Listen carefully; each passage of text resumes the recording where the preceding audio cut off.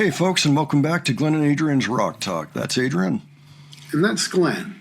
And today we're going to be taking a look at Sina's latest cover. Sina drums, of course. She is an excellent interpreter of these old classic songs, just getting the drum tracks down and then showing us essentially how they were probably played in the first place. And that's always fun. So it's a learning experience as well as just a reaction to her performance. So that's why we like doing them. We also hear that maybe she's going to stop doing covers in the near future, and just do original songs. And so that will be exciting. But for the time being, we're very happy to be looking at this song, and we'll probably still look at other stuff in her earlier catalog. Blue Öyster Cult's Burnin' for You was on this record, which came out in 1981, which was called Fire of Unknown Origin. Looking forward to it. Adrian, what do you think about this going in? I'm looking forward to a flashback. Yeah, it should be. I remember when this song was on the radio. Yeah, and it's good. I mean, that's the thing is they're complicated songs, but they don't feel so complicated, maybe in context of the 70s and 80s. I don't know. But let's go ahead and check it out. We'll talk about it afterwards. All righty.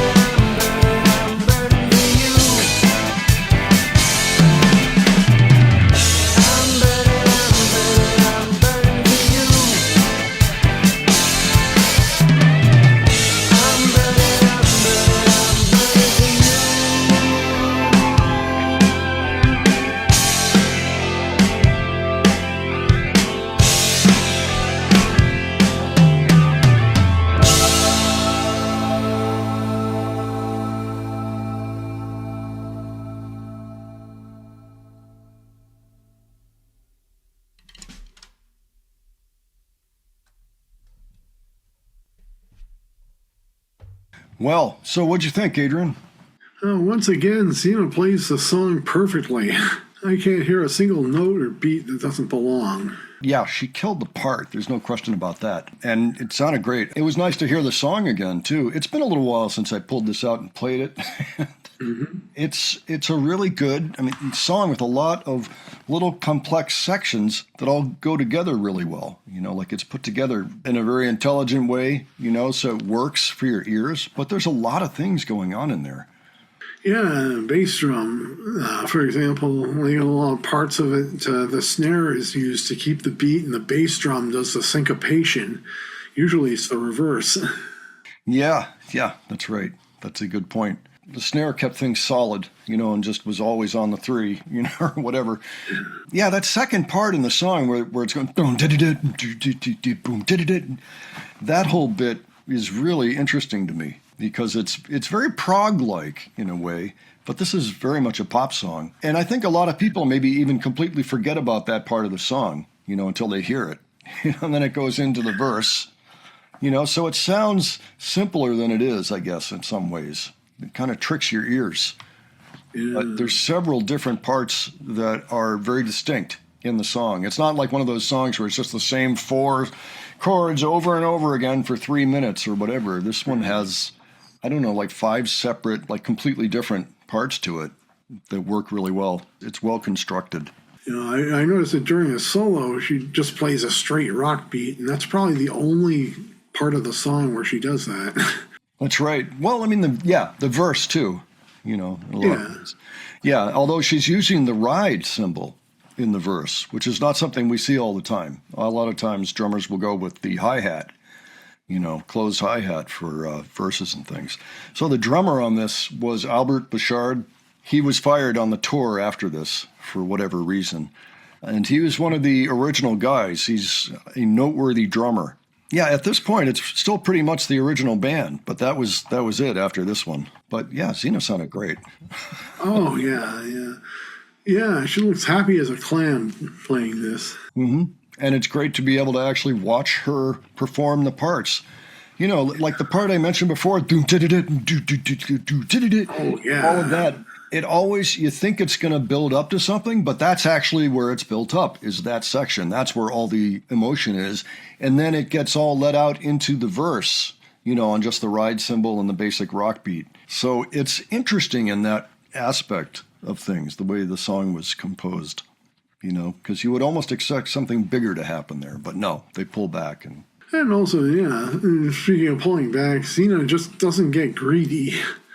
And that's the mark of a really good drummer. You don't see, you never see her like trying to do like more than what's there, Right. That's true. She stays pretty faithful to the originals.